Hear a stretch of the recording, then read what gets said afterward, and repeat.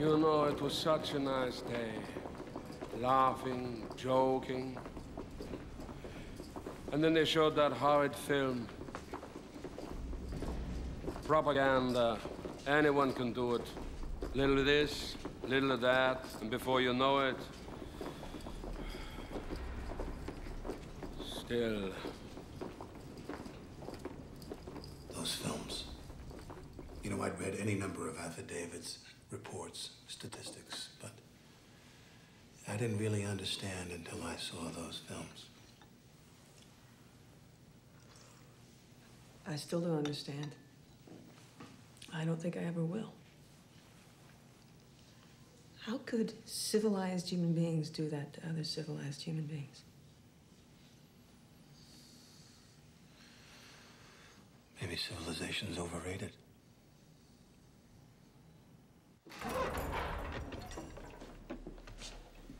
Good night, Lloyd. Good night, Vice Marshal.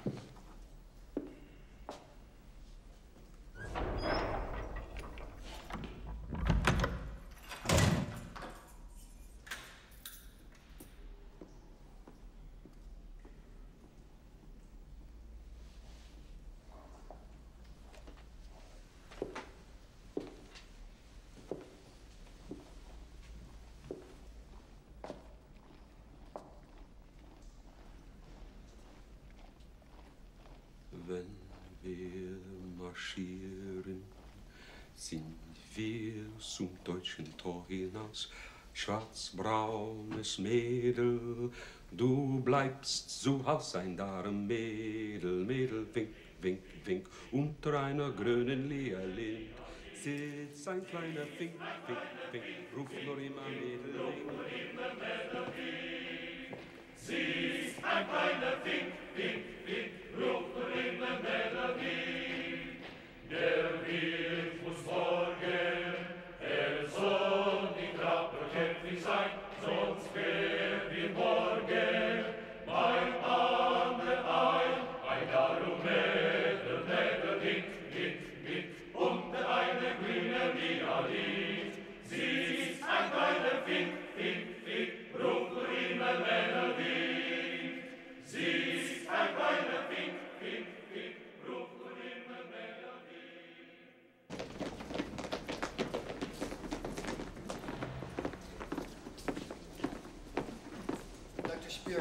Help me understand what I witnessed today in the dining room. Goering's ability to dominate and intimidate without possessing a real shred of power. Yes. Well, how do you explain that? Habit. Instinct. Something in the German character that responds to authority. Real or imagined. That's it? That's all it is? Yeah. What about the ideas he expressed, the words, the thoughts? They had no impact? What ideas? What thoughts? They were only platitudes.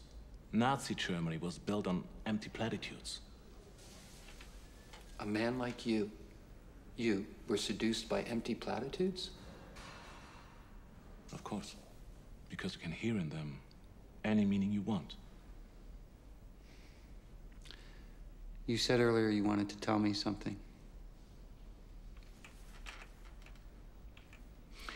I have been trying to encourage some of the other defendants to join with me in accepting guilt and expressing remorse.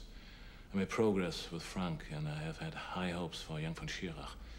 But Goering means to bully them into joining him. And I fear now he will succeed. Unless someone stops him. I understand.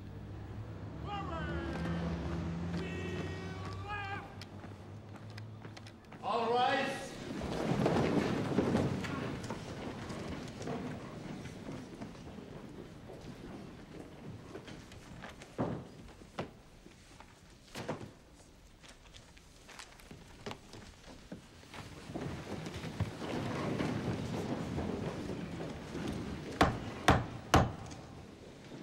Herr Goering, do you believe that the Nazi Party came into power legally?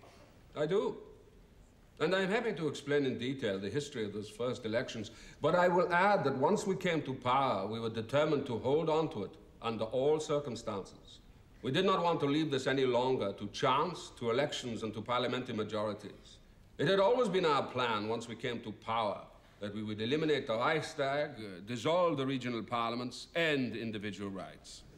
Where did the idea come from to combine the ceremonial head of state and the head of government in one person? Adolf Hitler. That's quite simple. We took our example from the similar dual roles of the President of the United States. And the idea for concentration camps? The idea was mine. It was a question of removing danger. Only one course was available: protective custody. How could the party rule until it had established order? And how could it maintain order with its deadly enemies, particularly the communists, running free?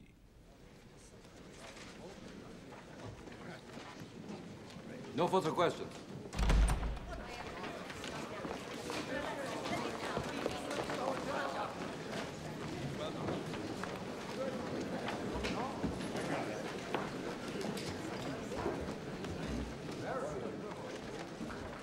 I don't get it. He's tightening the noose around his own neck. I don't think he really cares. He's got bigger fish to fry. This guy is talking right over the heads of the tribunal and directly to the German people. I suggest that you isolate Goering from the other defendants while they're not in the courtroom.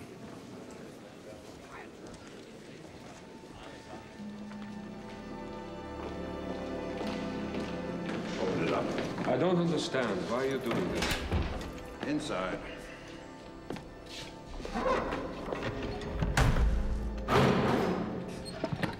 Me? I'm just following orders.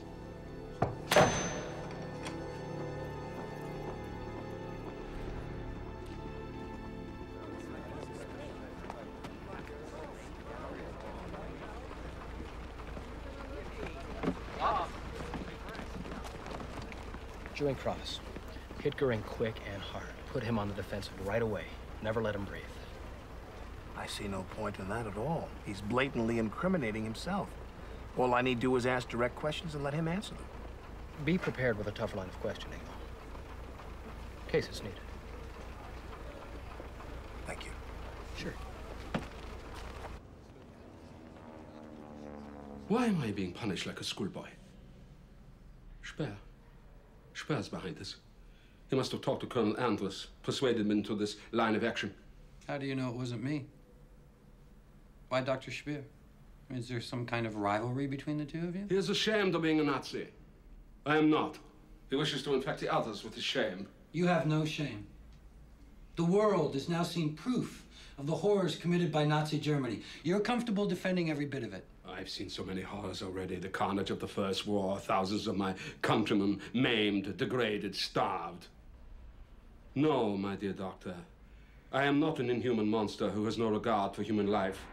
These atrocities are not indifferent to me. You know, we are accused of so many appalling acts, it is hard to keep track. Did you try? My concern was war. And in war, each nation has its own selfish interest.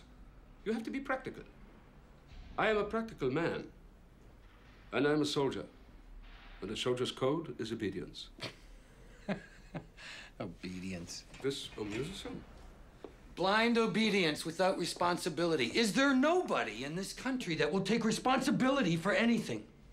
Nobody who can say no? Take a look at every cell in this block. What do you see? Yes men. All the no men are 6 feet underground. What is this? You're not Jewish, are you?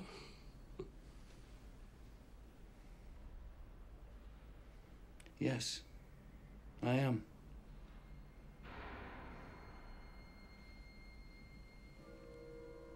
I see. Well, this is a very interesting situation for both of us.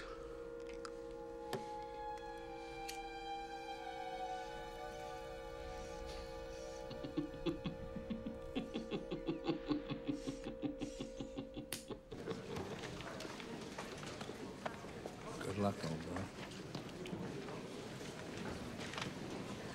So, what's his plan? Haven't a clue.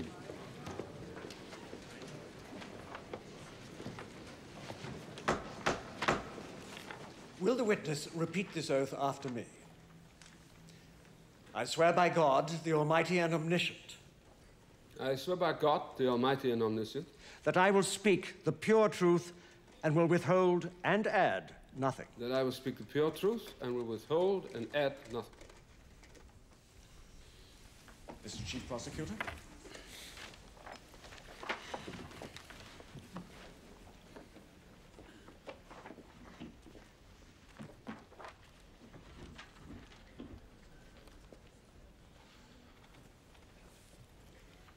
You are perhaps aware that you are the only living man who can expound to us the true purposes of the Nazi Party and the inner workings of its leadership. I am perfectly aware of that. And you, from the very beginning, together with those who you were associated with, intended to overthrow and later on did overthrow Germany's previous government, the Weimar Republic. That was my firm intention. And upon coming to power, you immediately abolished parliamentary democratic government in Germany. We found it no longer to be necessary. Is it not true that people subsequently were thrown into concentration camps without recourse from the courts? You must distinguish between two categories. Those who had committed some kind of treason against the new state were naturally turned over to the courts. The others, whom one might expect such acts, but who had not yet committed them, such as the functionaries of the Communist Party, who were attacking us in the thousands. You've answered the question, thank you. I need to explain further. Well, you'll have the opportunity to explain further under re-examination from your own counsel. Now, did you prohibit all court review of the cause for taking people into what you were calling at the time protective custody? That I answered very clearly, but I should like to make an explanation in connection with my answer. Your counsel will see to that. Now, about the concentration camps. Mr. Justice Jacks, the tribunal thinks the witness ought to be allowed to make what explanation he thinks right in answer to this question.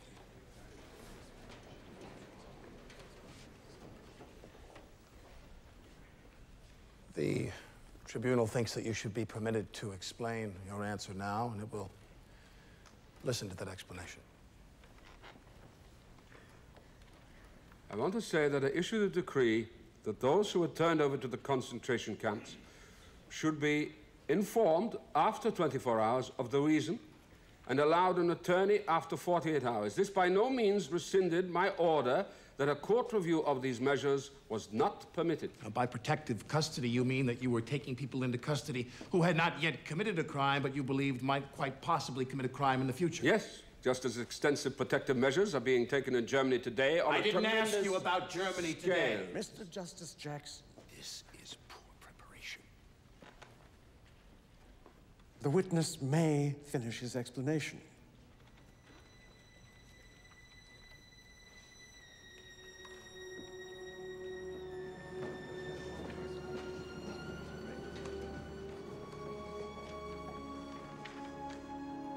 You say that you were against the attack on Soviet Russia, yet you gave no warning to the German people.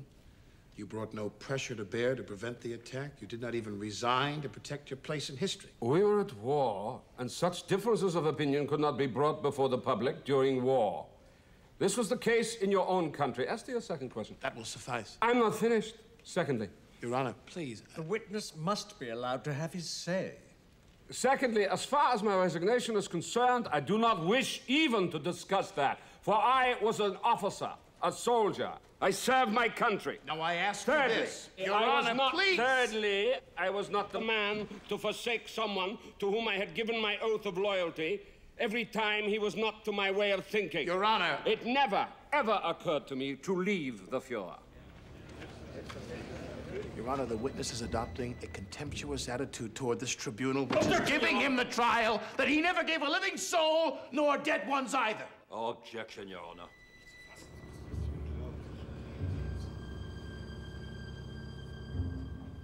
I'm ready for the next question.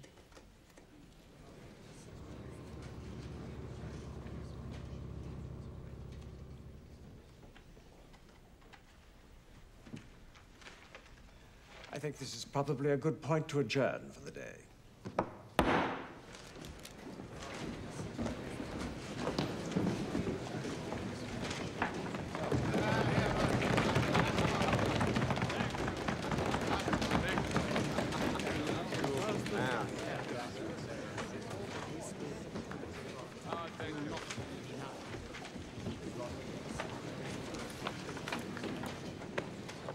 Tough calls from the bench. Well, it's only round one. If you think you need anything, don't forget, I'm here.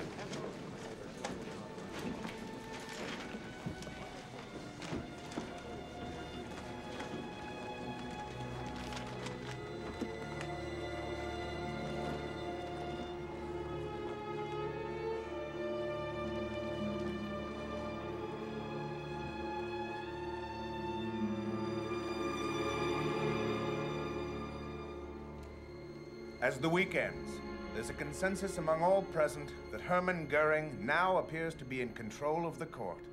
Will Jackson, will anyone be able to stop him? Yes, Bob. You know, Judge, I didn't leave the Supreme Court to come here and be thwarted by a fellow countryman. That sounds like sour grapes. Very unbecoming. To an outsider, it might appear like you were deliberately trying to sabotage me. Bob. You gave Goering an open forum during direct examination. I must be able to control him during cross. Listen, Bob. Just accept the fact that you weren't at the top of your game today. You have the weekend to prepare for the next round. Make good use of it.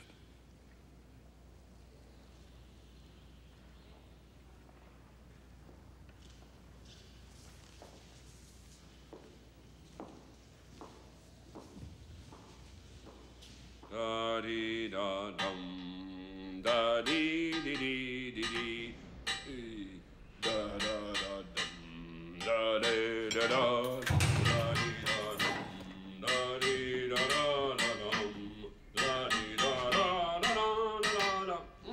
You're not hungry, sir? Oh, I'm too excited to eat. Did you hear what I said? My reply when he asked me why I did not resign?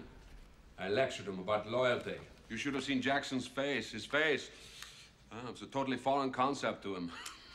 You know, if I didn't know better, I would say Jackson was a Jew. No. Keep it. My initials, see? Engraved. That's real nice. I'm never gonna forget this. I know, Lieutenant. I know. Sit down. You know, my friends call me Tex. All right. Tex. Let me tell you something, Tex. America will soon learn that they're backing the wrong philosophy here. We should both be together fighting the forces of communism. You think? Oh, yeah. You think? Yeah. Yeah. I think we both think, huh? Yeah.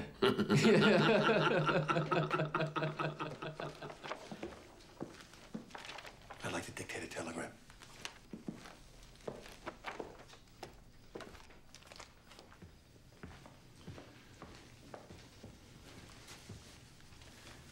President Harry S. Truman, the White House. Mr. President, please accept my resignation as Chief Prosecutor for the Nuremberg trials. Bob? And appoint a replacement at the earliest possible... Bob, I'm not writing this. I won't. You saw today that I'm not up to this task. Now, I could stay out of pride and unravel everything that we've all worked so hard to accomplish here, or I could step aside. Bob, you are this trial. Everything it is, everything it represents is from inside you. Your thoughts, your values. I tasted failure today and realized what that would mean, not only to myself, but to everyone connected with this proceeding. The only way they can triumph over you is if their values are stronger than yours. If they believe in their ideals more than you believe in yours. Is that true, Bob? Does Hermann Goering actually believe in his ideals more than you believe in yours?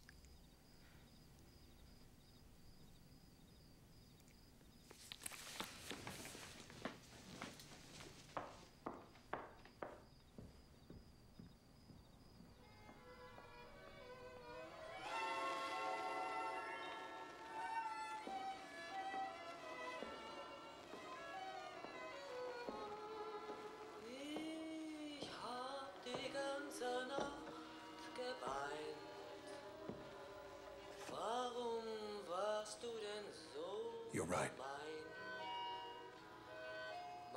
And thank you.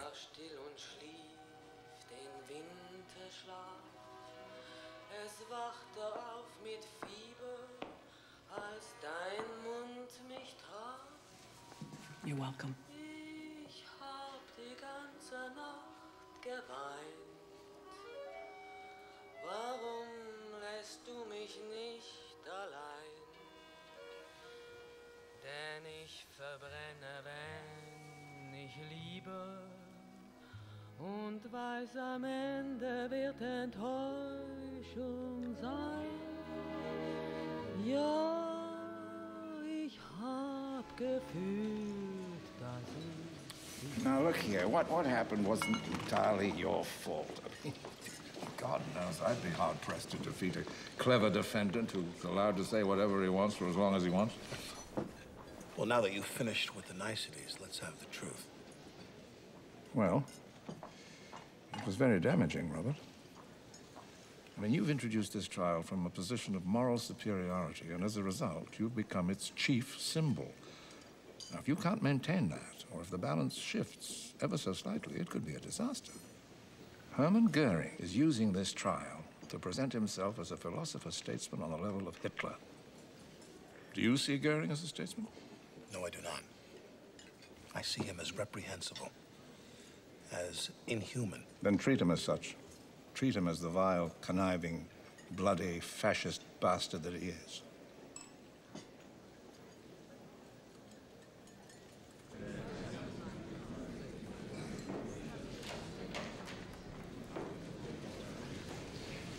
All right, where the hell is he? He'll be here.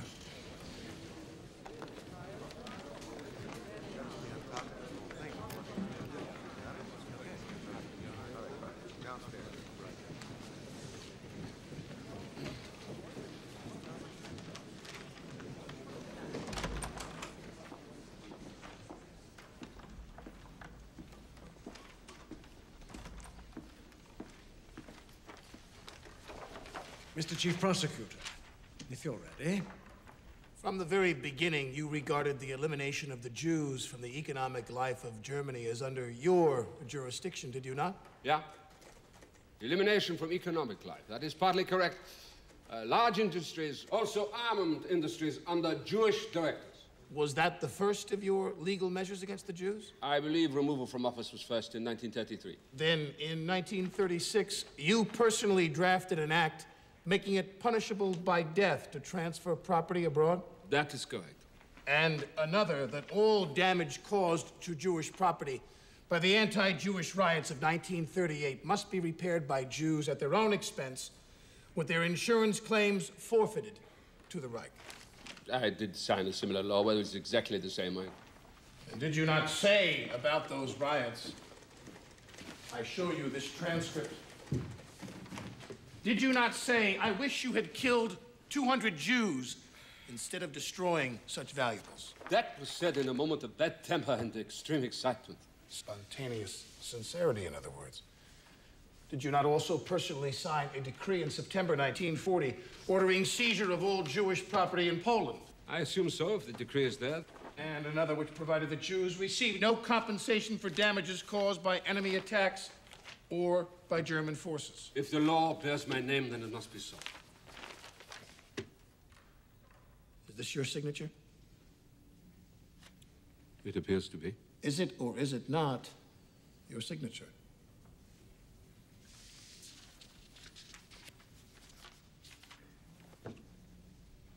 It is.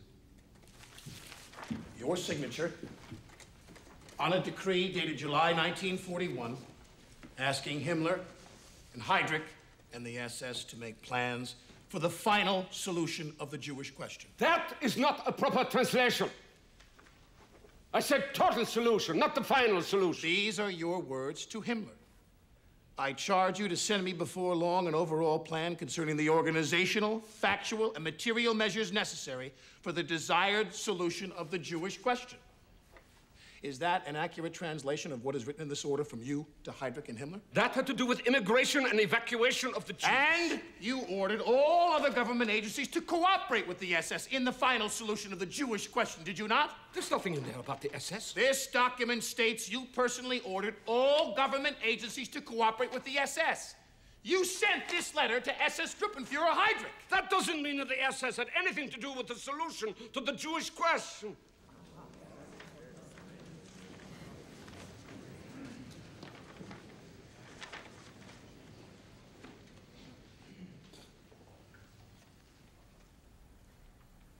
Would you mind repeating that? I must say this clearly. I did not know anything that took place or the methods that were used in the concentration camps later. These things were kept secret from me. And I might add that, in my opinion, even the Fuhrer did not know the extent to what was happening.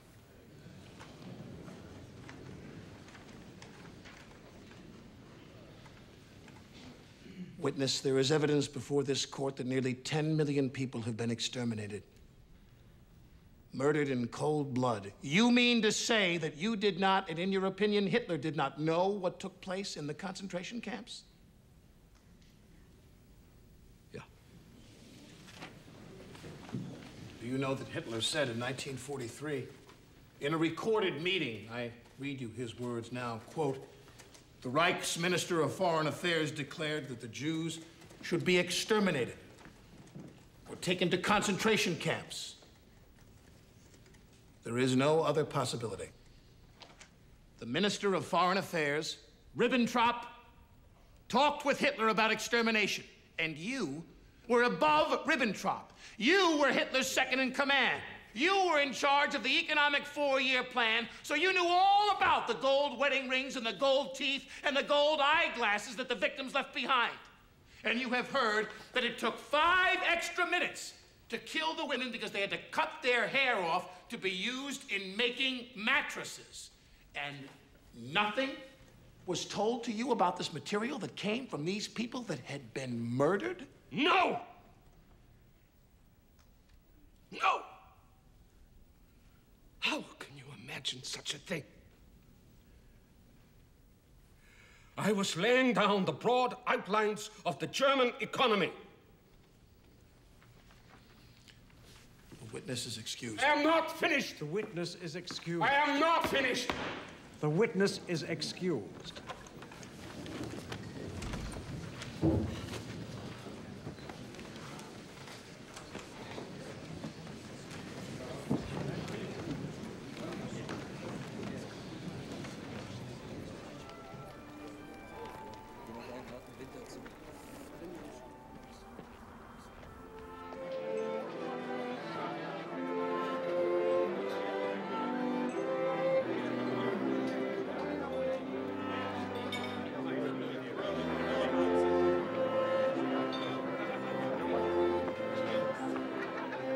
Know what would have been a great touch?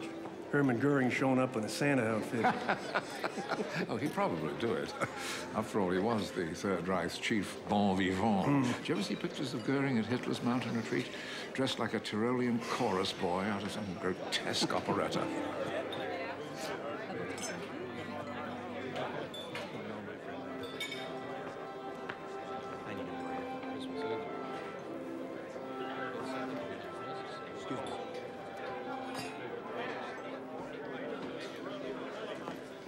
Leaving so soon?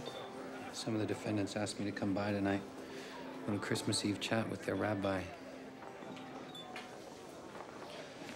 You know, the trial is about to enter a new phase, a very important one, in which the defendants will have to choose between stonewalling and evading or taking responsibility for their actions. Now, you are the best chance we have to influence that choice.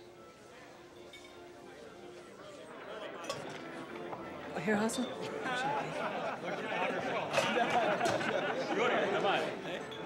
Пожалуйста.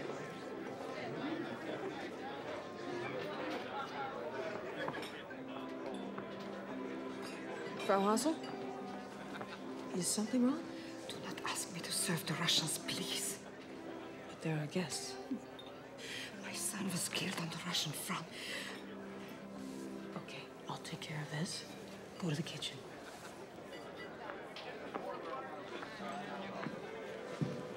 Try these little sausage things, General. Forget what Frau Hassel calls them, but I hear they're mighty tasty. Madam, 20 million of my people were killed by the Germans. Do you think I could be offended by the snub of a Hausfrau? I don't know what to think, General. Frankly, I can't keep track of all the politics in this room.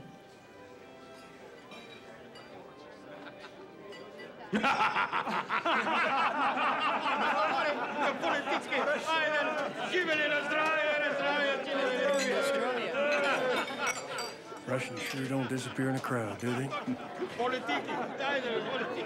they suffered more in this war than any other country. Must be doubly painful to attract such little sympathy for it.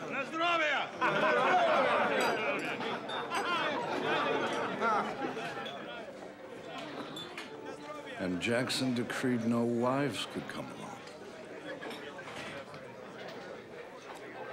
Worked out quite nicely for him, wouldn't you say?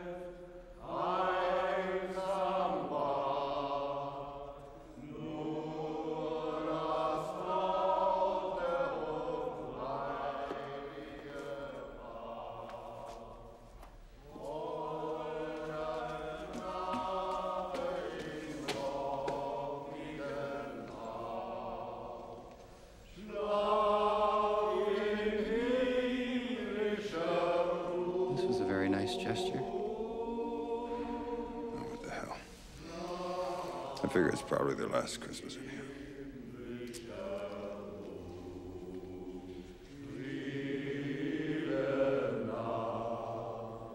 Merry Christmas, Colonel.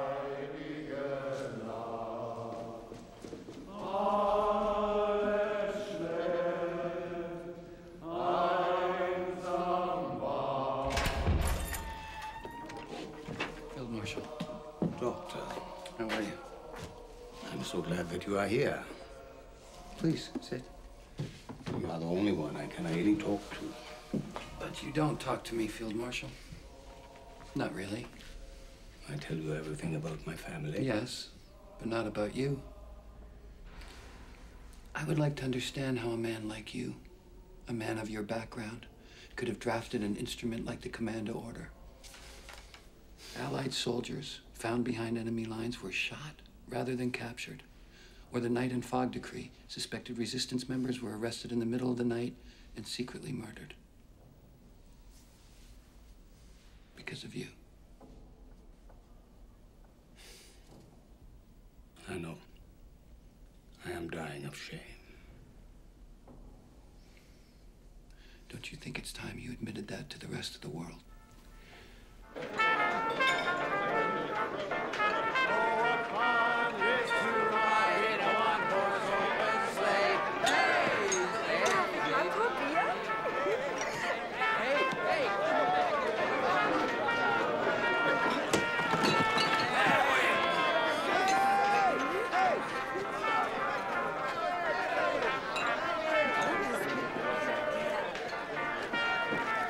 I'm not in the mood, all right? No. 9, get off.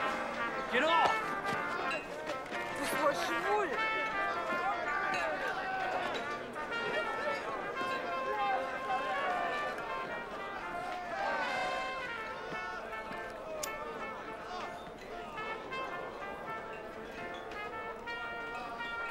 You were signing orders that broke international laws and treaties.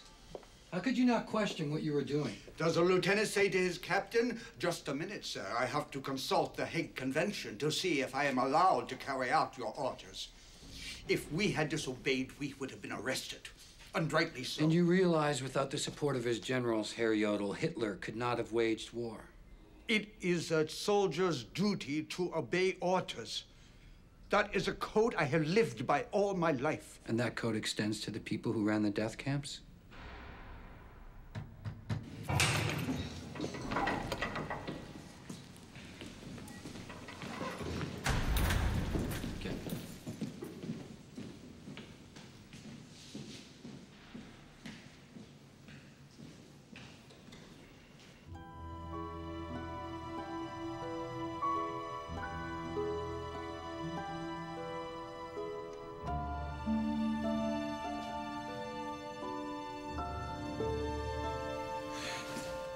I'm sorry, sir. Oh, thanks.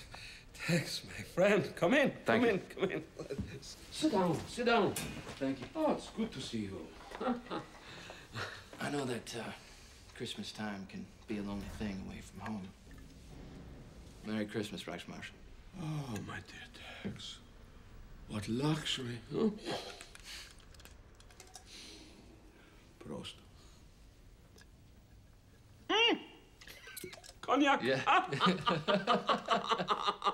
So, what would you be doing now, eh? Back in Texas? Well, on Christmas morning, we'd open our presents and then go to church. And after that, we'd head over to Grandma and Grandpa's for a big roast turkey dinner. After that, Dad, Grandpa, and me, we go out back hunting for pheasant, quail. Ah, hunting. Hunting was my passion. I was Germany's chief gamekeeper. No kidding. Oh, the shooting around my estates at Cannon Hall was wonderful. Did Hitler ever go hunting with you? I shouldn't tell you this, but Hitler did not approve of hunting. He felt that killing animals was immoral. He was a vegetarian, you know. Yeah? Oh, yes, he was a vegetarian. Yeah, but that did not stop him from being the most gracious host in Europe. His dinner parties were legend, always the finest caviar, champagne. Though he did not partake, he was not intolerant.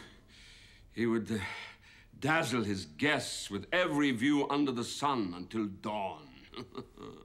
I remember once we were celebrating the triumph of Compiègne, where we savored the sweet revenge of the French having surrendered in the very same railway car that the Germans had capitulated in 1918, you know. That must have been something. Oh, it was. Believe me, it was. You know, Rex, I have made my career as a military man. And I have to say, you remind me of some of the finest young German soldiers who served under me. Thank you. Merry Christmas.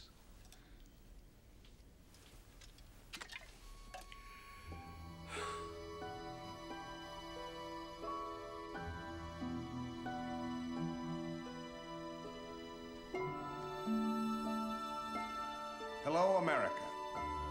As Christmas descends upon this sad and broken city, I'm here inside her great palace of justice. And on this Christmas Eve, as we're filled with thoughts of peace on earth, it is here that the future of peace may well be determined.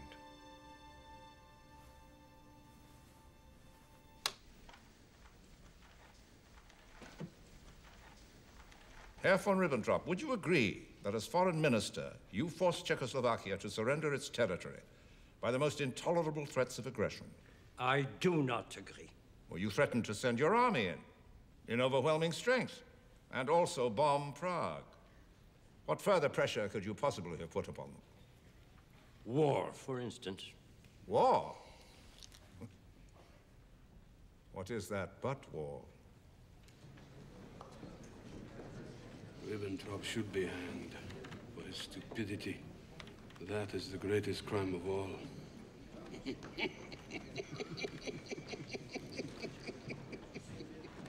In your newspaper, Herr Schleicher, you wrote that the Jews are a nation of bloodsuckers and extortionists. Do you think that that's preaching race hatred? No, I do not think it's preaching race hatred. It is simply a statement of fact. Dr. Funk, you were president of the Reich Bank during the war. I was, yes. And you accepted unusual deposits into your bank, didn't you? I do not know what you refer to. I am referring to deposits sent to you by the SS from concentration camps. I have no knowledge Inside the Reich Bank vaults, there were literally piles of jewelry. Gold watches, gold earrings, gold eyeglass frames, and gold teeth. Many people deposit valuables in the bank, and the bank is not required to look into them. Prior to 1939, exactly how many of your customers deposited their teeth into your bank?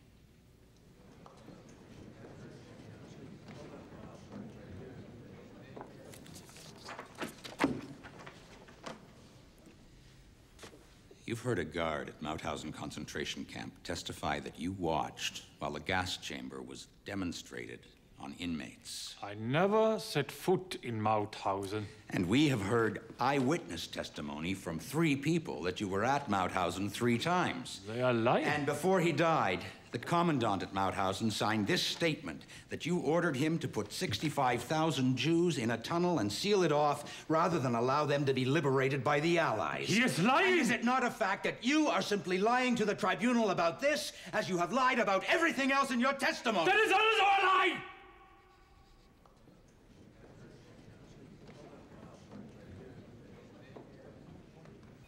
Kaltenbrunner has asked the Commandant of Auschwitz to testify in his defense. If that's a joke, I don't get it.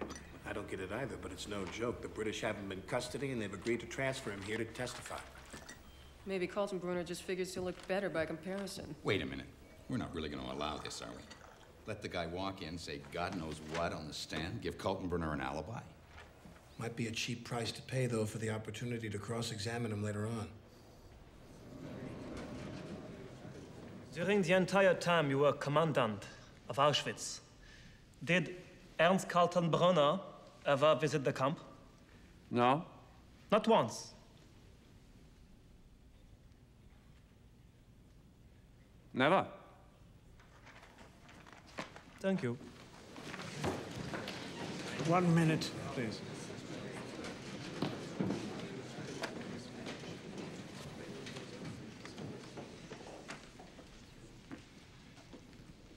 Mr. House, how long were you the commandant of Auschwitz concentration camp? From the beginning. And what was its purpose?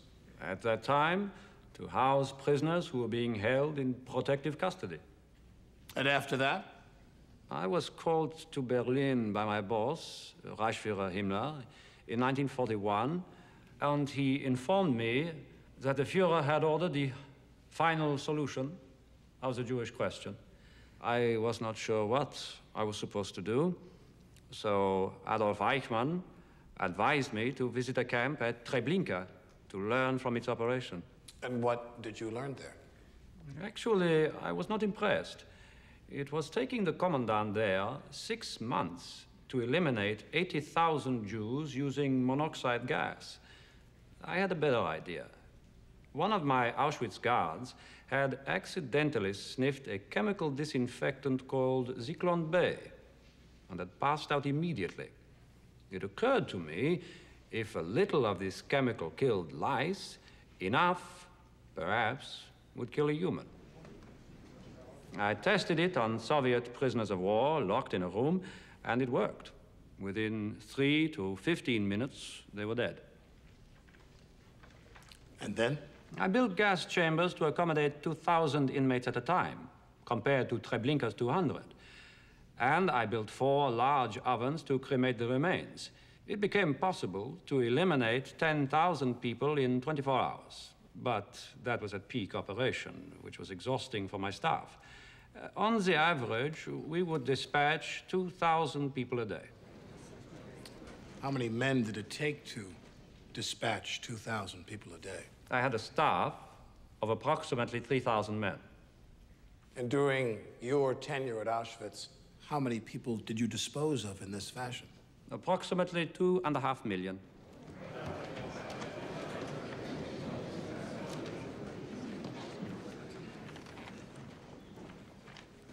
No further questions. I wish to make this clear. I did not tolerate gratuitous cruelty. My men were there to exterminate people, not torment them. Any misconduct by the guards was punished, I can assure you.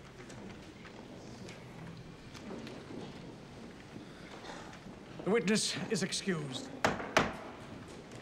Court is adjourned until 9 o'clock tomorrow morning.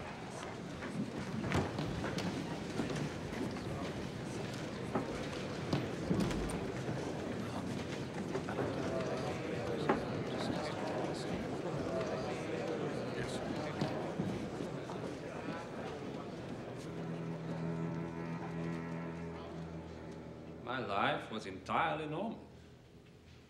Even while doing this extermination work, I would say I led a perfectly normal family life. How would you describe that life? I've always been happiest alone. I never had any real intimacy with my parents, with my sisters. Commandant, do you feel that the Jews you murdered deserved their fate? I have always been taught that the Jew was an enemy of Germany. So when you were ordered to turn your prison camp into a death camp, you never once thought what you were doing was wrong? I was an SS man. We were trained to obey orders without thinking. Does a rat catcher think it is wrong to kill rats?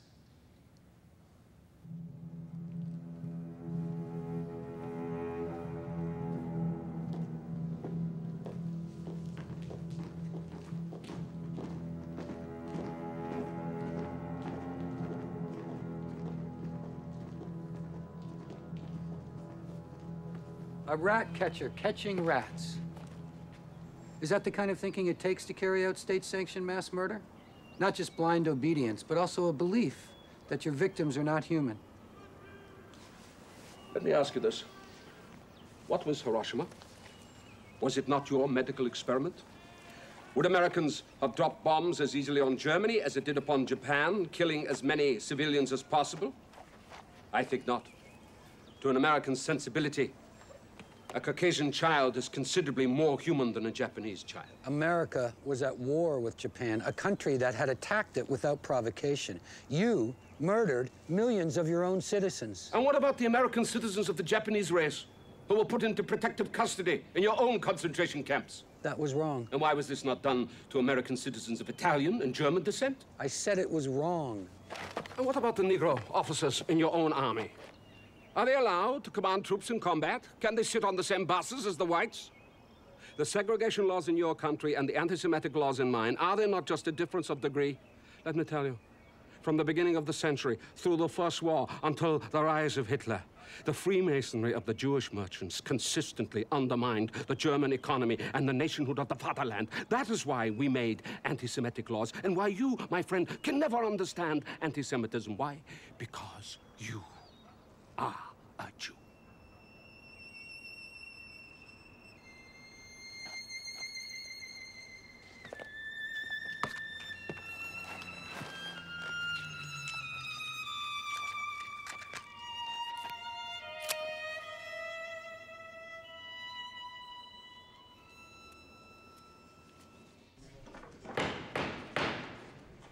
Is defense counsel ready to proceed? Ready, Your Honor. Herr Saukel, from March 1942, you were in charge of procuring labor for the war effort. Is that right? Yeah. You are aware that it was a crime under the Hague Conventions to forcibly deport citizens of other countries to Germany as workers? Yeah. How many foreign workers came into Germany during your tenure? Approximately 5 million. And how many of them came voluntarily? Perhaps 200,000. Did you issue these directives calling for their decent treatment? I did, yeah. I ask that these be marked as exhibits and accepted into evidence. So ordered. Herr Saukel, who ordered you to procure these workers? Speer. Albert Speer, Minister of Armaments. He gave orders to you. Yeah. And you had to obey them. Yeah. Every worker you brought in, it was under Speer's orders. It was. No further questions.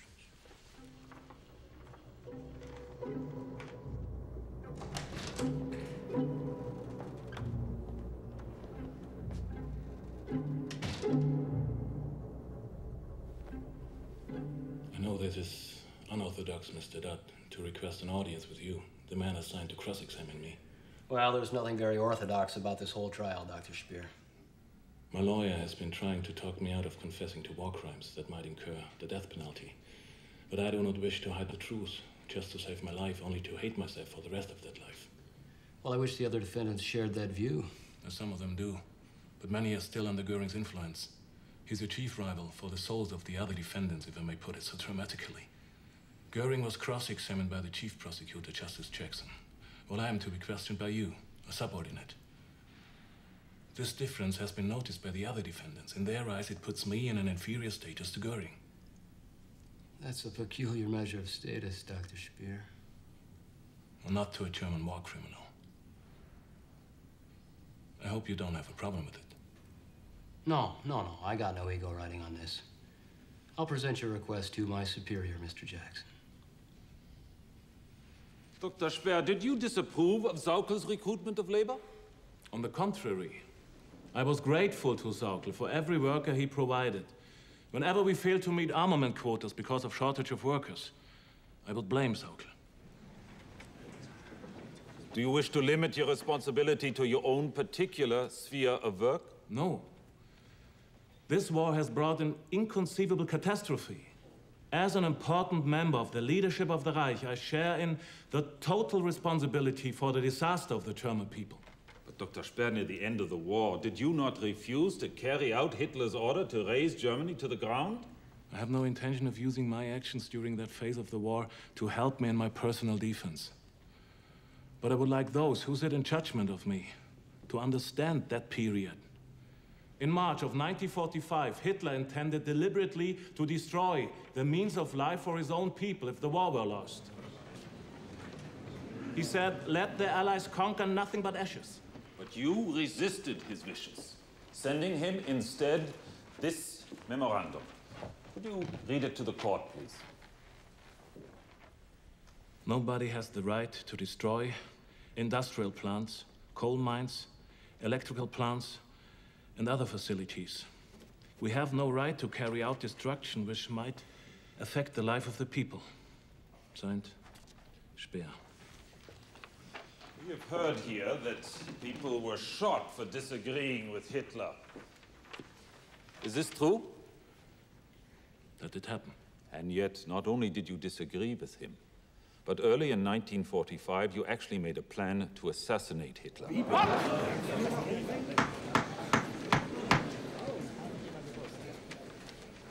Is that not so? Yes, it is so. It is so. Because of what I viewed as his insane destructiveness. What did you do? What was your plan?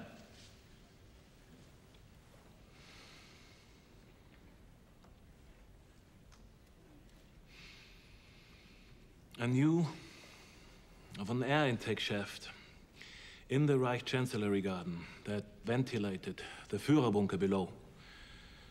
I went to the head of my munitions department and said, there's only one way to end this war.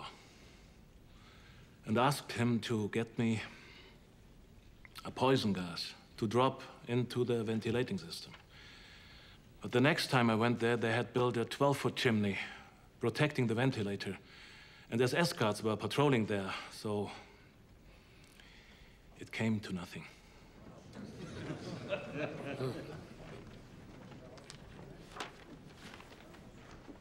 Mr. Chief Prosecutor? Dr. Speer, you acknowledge responsibility for Germany's large policies, but not for the details occurred in their execution. Is that a fair statement of your position? Yes, sir. Very fair.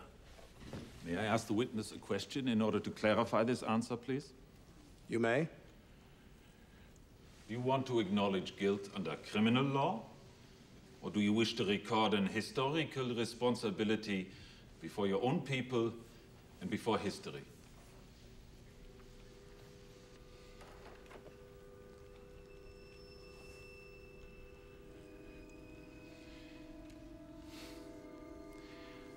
The question is a very difficult one to answer.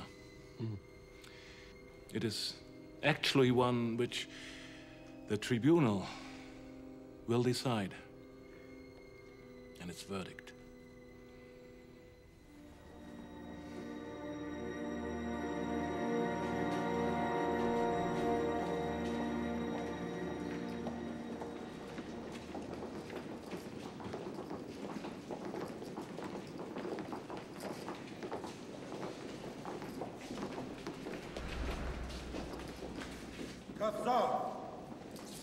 You would assassinate the Fuhrer? I tell you this, you coward. If you get out of this alive, we'll put together our own court and execute you for treason!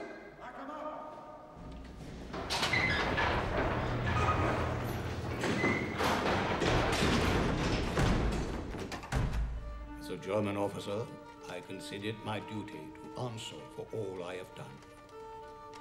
It will not always be possible to separate guilt from the threads of destiny.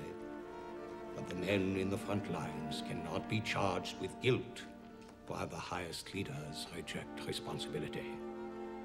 That is wrong. It was my guilt. And unworthy. Which I carry before God and the entire German nation.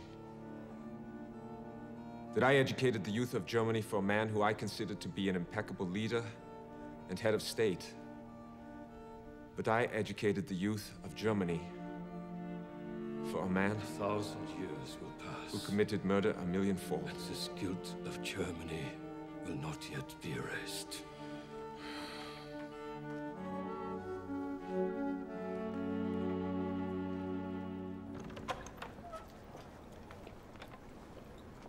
Afternoon, Captain. The prisoners aren't allowed visitors. I am the wife of Reichsmarshal Goering. This is his daughter. No exceptions, ma'am. Frau Goering. Frau Goering. Hi, my name is Captain Gilbert. Hello? Nice to meet you. Would you have a moment to spend with me, to talk? Yes? Very good. This is Ada. Hello, Ada. I'm Captain Gilbert. Do you like chocolate?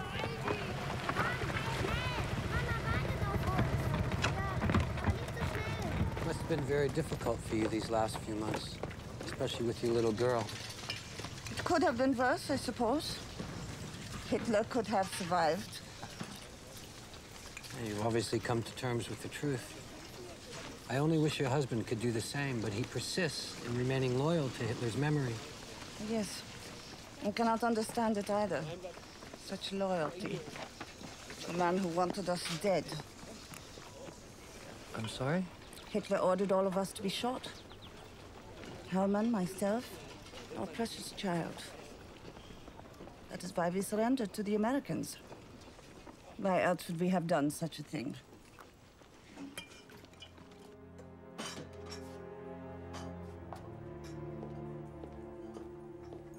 I went through my notes last night.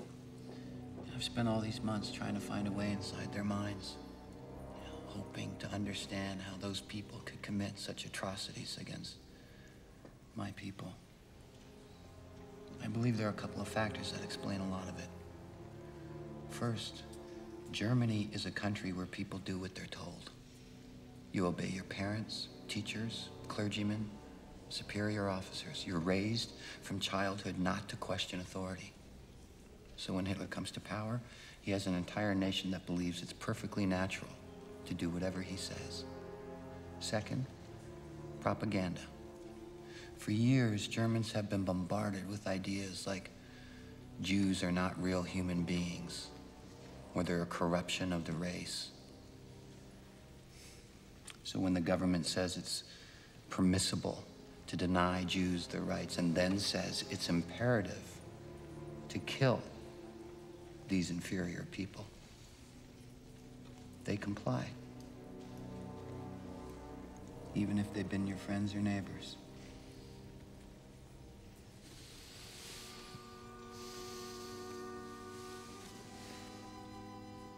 Anything else? I told you once that I was searching for the nature of evil. I think I've come close to defining it. A lack of empathy. It's the one characteristic that connects all the defendants. A genuine incapacity to feel with their fellow man. Evil, I think, is the absence of empathy.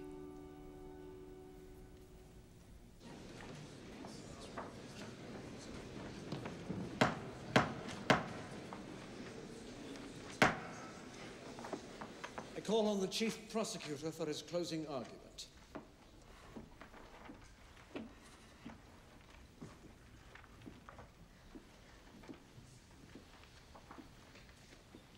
Mr. President and members of the tribunal, it is impossible, in summation, to do more than outline with bold strokes the vitals of this trial's mad and melancholy record, for no time has ever witnessed slaughter on such a grand scale, such cruelties and inhumanities, such wholesale deportations of peoples into slavery, such annihilations of minorities. Events which will live as the historical text of the 20th century's shame and depravity. Terror was the order of the day. Civilians were arrested without charges, committed without counsel, executed without hearing. Villages were destroyed, the male inhabitants shot or sent to forced labor, and the children scattered abroad. The Nazi movement will be of evil memory in history because of its persecution of the Jews, the most far-flung and terrible racial persecution of all time. So thorough and uncompromising was this program that the Jews of Europe as a race no longer exist, thus fulfilling the diabolic prophecy of Adolf Hitler at the beginning of the war. Generations to come will remember this decade. If we cannot eliminate the cause and prevent the repetition of these barbaric events, this century may yet succeed in bringing the doom of civilization. The time has come for final judgment, and if the case that I present seems hard and uncompromising, then it is only because the evidence makes it so. A glance at the dock will show that despite quarrels among themselves, Each defendant played a part that fitted in with every other, and all advanced a common plan.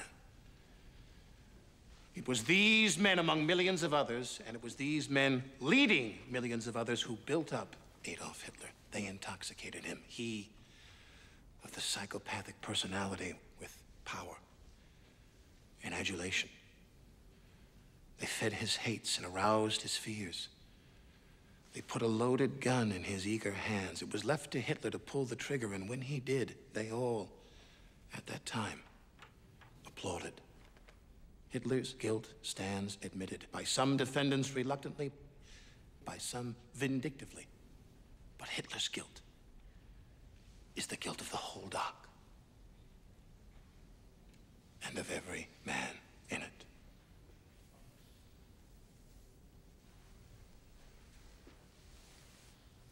These defendants now ask this tribunal to say they are not guilty of planning, executing, or conspiring to commit this long list of crimes and wrongs. They stand before the record of this tribunal as blood-stained Gloucester stood by the body of his slain king. He begged the widow as they beg of you, "Say I slew them not." And the queen replied, "Then say they are not slain. But dead they are." If you were to say of these men that they are not guilty, it would be as true to say that there has been no war. There are no slain. There has been no crime.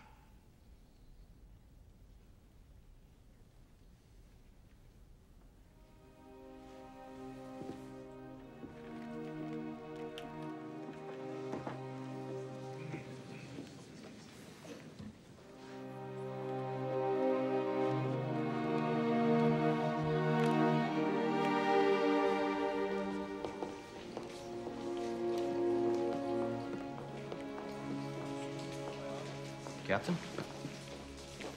Jews escalate fight for homeland. It's ironic. Well, after everything that's happened over the past 10 years, I don't blame the Jews for wanting a homeland. One of the many ripples we'll see from this war. And from this trial. Shall we? Yeah.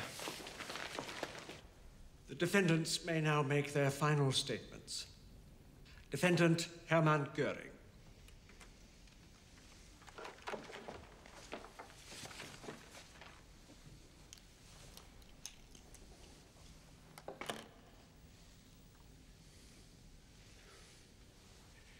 This has been a poor excuse for a trial. But firstly, I must reiterate my lack of knowledge for these terrible mass murders, which I cannot begin to understand. And furthermore, I condemn wholeheartedly. As to the trial, the statement of the defendants were accepted as true only when they supported the prosecution. They were treated as perjury when they refuted the indictment. This is not a basis of proof. Why am I in the dock being treated as a common criminal? I said to my judges, have no illusions.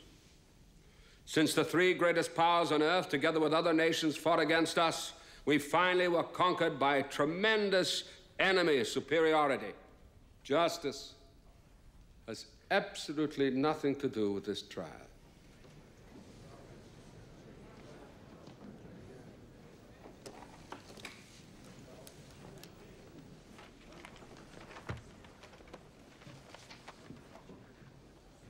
Defendant Albert Speer.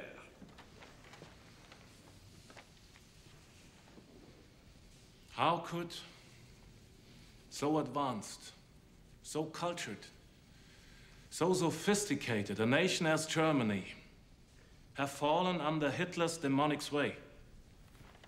The explanation is modern communications. No longer does a leader have to delegate authority afar to subordinates, exercising independent judgment. Given modern communications, a Hitler can rule directly and personally. Thus, the more technical the world becomes, the more individual freedom and the self-rule of mankind becomes essential. This war has ended on the note of radio-controlled rockets, aircraft approaching the speed of sound, submarines and torpedoes which can find their own targets, atom bombs, and the horrible prospect of chemical warfare. In 5 to 10 years, this kind of warfare will offer the possibility of firing rockets from continent to continent with uncanny precision. Through the smashing of the atom, it will be possible to destroy 1 million people in New York City in a matter of seconds with a rocket serviced by perhaps 10 men. A new large-scale war will end with the destruction of human culture and civilization. That is why this trial must contribute to the prevention of such wars in the future. A nation believing in its future will never perish. May God protect Germany and the culture of the West.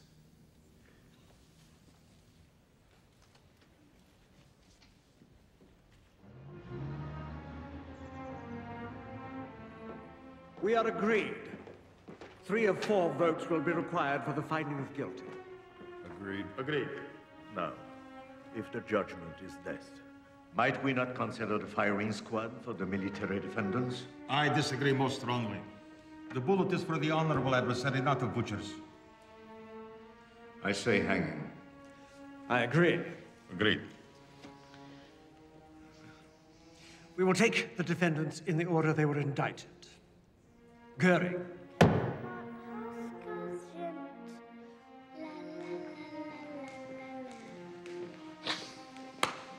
Bravo, bravo. Bravo, bravo. Go, have some of the lovely food.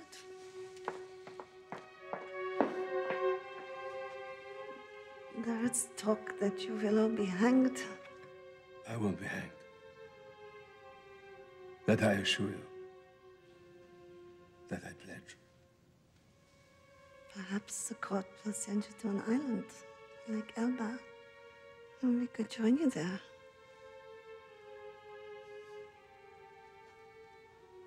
Go on, eat. Eat. Do you think that we would be allowed to take some of the food home with us?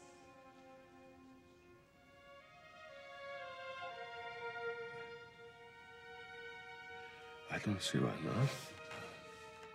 The charter clearly states that following orders may be considered in mitigation of punishment. Maybe, not must be. You have become such beautiful young ladies.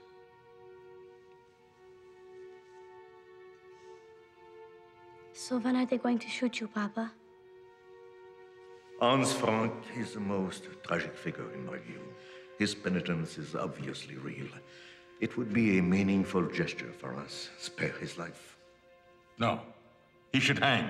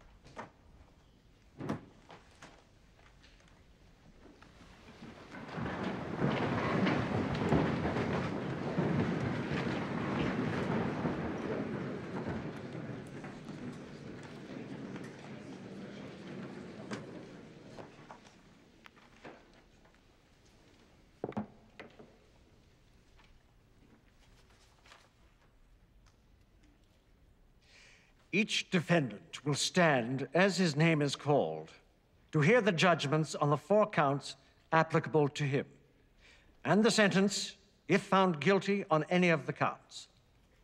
The counts, numbered 1 through 4, are conspiracy to commit aggression, the commission of aggression, crimes in the conduct of warfare, and crimes against humanity.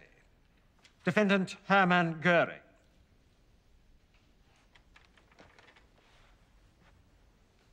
The tribunal finds you guilty on all 4 counts and sentences you to death by hanging. Rudolf Hess. On the charges of crimes against humanity, the tribunal finds you not guilty. But we find you guilty on counts 1 and 2, and thereby sentence you to imprisonment for life. Admiral Wilhelm Keitel. Guilty on all 4 counts. The tribunal sentences you to death by hanging. Defendant Hans Frank. The tribunal finds you guilty on counts 3 and 4 and sentences you to death by hanging. Julius Streicher. Guilty on count 4, crimes against humanity. Death by hanging. Defendant Schacht. The tribunal has come to the conclusion that the evidence against Hjalmar Schacht has not been established beyond a reasonable doubt, and therefore finds that Schacht is not guilty on this indictment. Quiet, please. The defendant, Karl Dönitz, guilty on counts 2 and 3. The tribunal sentences you to 10 years imprisonment. Foreign Minister von Ribbentrop. Guilty on all 4 counts. The tribunal sentences you to death by hanging. Ernst Kaltenbrunner. Guilty on counts 3 and 4. The tribunal sentences you to death by hanging. Baldur von Schirach, guilty on count 4, 20 years in prison. Alfred Jodl, on all 4 counts, guilty. Death by hanging. Hans Fritzsche. Not guilty. Franz von Papen. Not guilty. Walter Funk, guilty on counts 2, 3, and 4. The tribunal sentences you to imprisonment for life. Defendant Fritz Sauker, guilty on counts 3 and 4. Death by hanging. Defendant Albert Speer. The tribunal finds you not guilty on counts 1 and 2, but you have been found guilty on counts 3 and 4. Albert Speer, the court sentences you to 20 years imprisonment.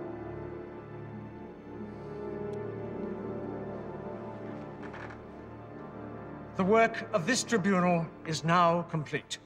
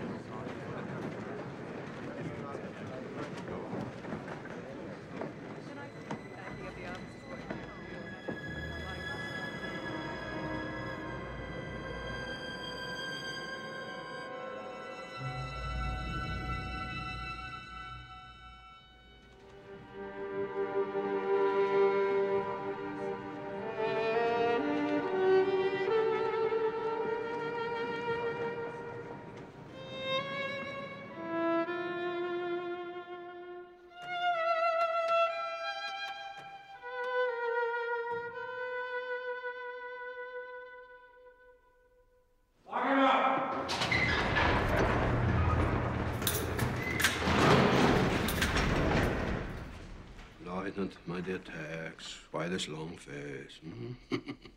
Have I not told you there's a special place in Valhalla waiting for me? I don't know.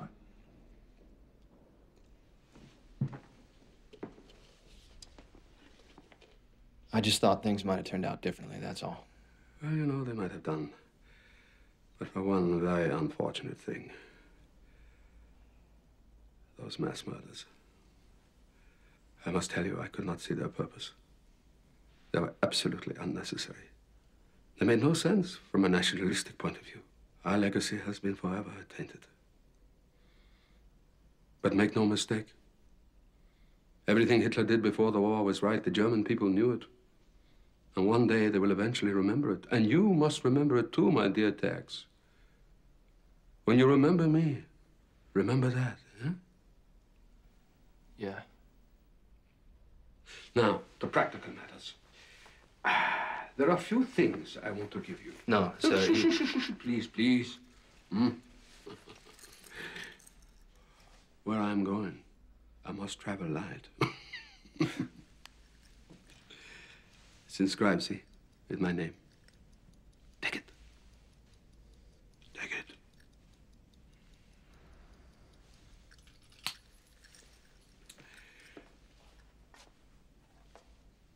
The few valuables I have, they are in my blue briefcase in the baggage room. Can you retrieve that for me, my dear Tex? Yes, sir.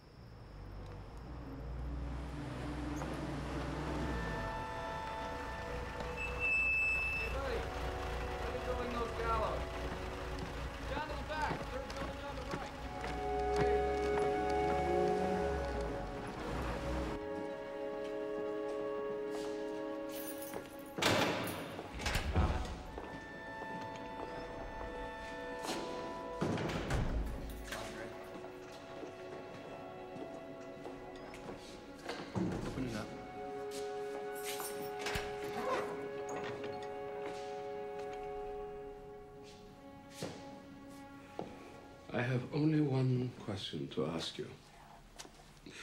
Is there absolutely no possibility that I may be allowed to face a firing squad and die a soldier's death? None. Just as well. I hear the Americans are very poor shots. Now, if you'll excuse me, I must write a letter.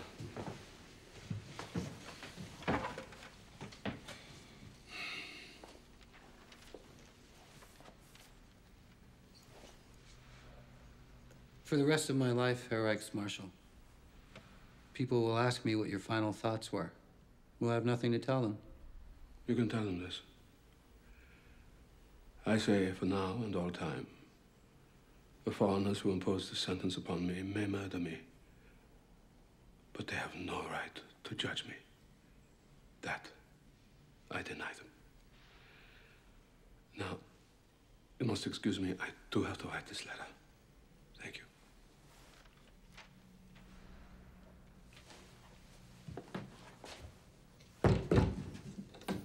My one and only sweetheart. My life came to an end when I bade you farewell for the last time. Do not grieve, my dearest one. Since then, I have felt at peace with myself and consider my death a deliverance. All my thoughts are with you and our own dear sweet child. My last heartbeats of our great and eternal love.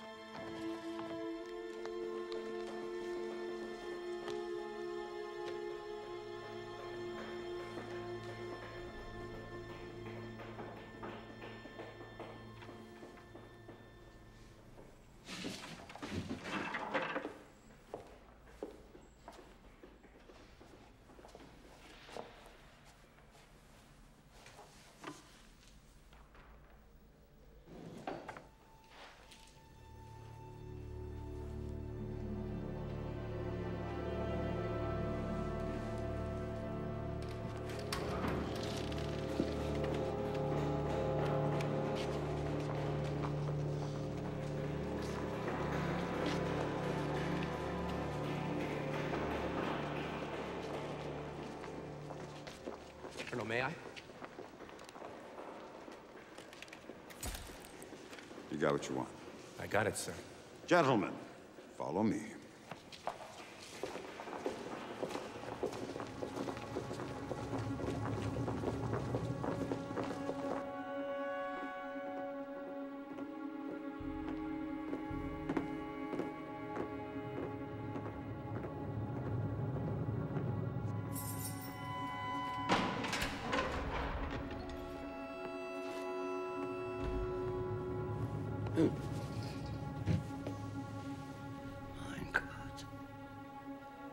Get dressed.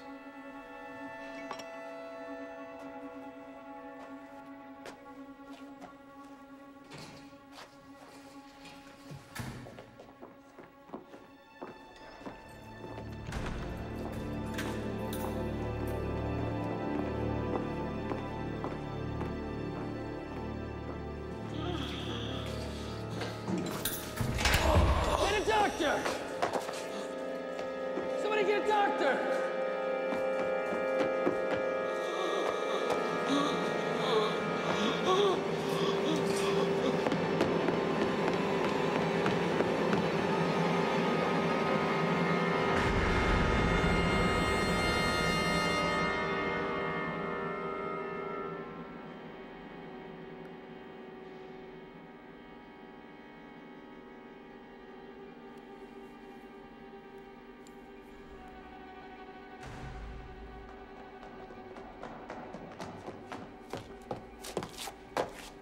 Cyanide.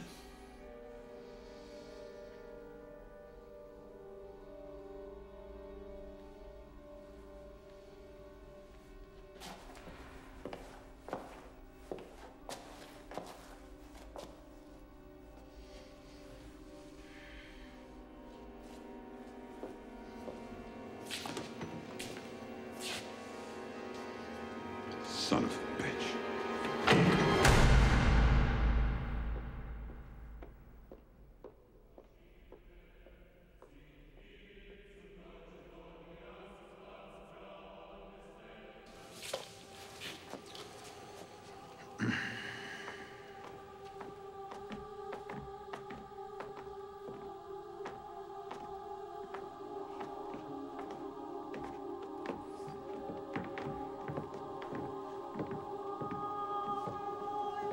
State your name.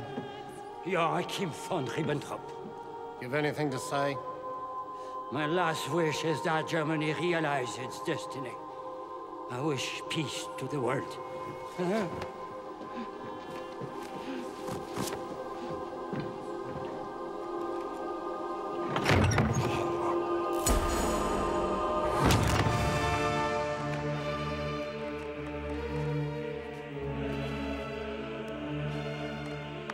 You have anything to say?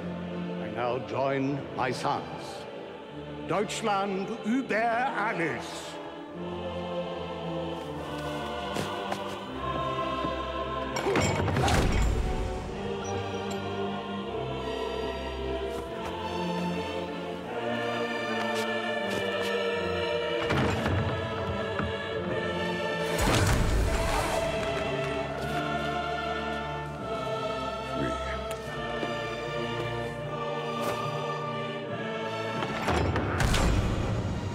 Dying an innocent man.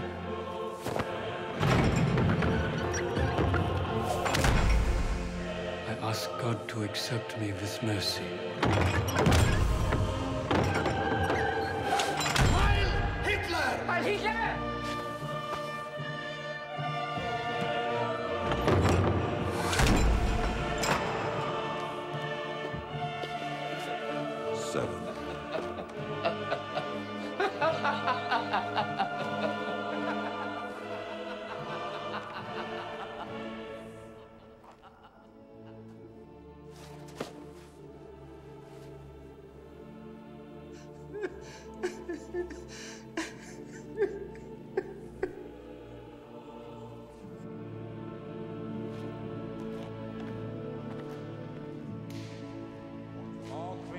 Everything. The cells will be scrubbed clean. Nothing's to be left. Nothing.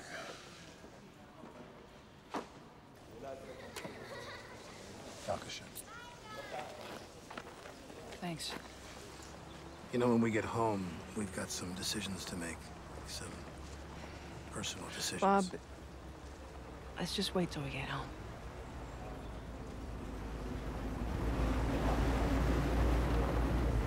Hello, you two. You know, it may sound strange, but I can't help feeling a touch sentimental about all this. I understand. I got a letter from a friend today, saying that because of what we've done here, none of it can ever happen again. What do you think? Well, we can hope, can't we?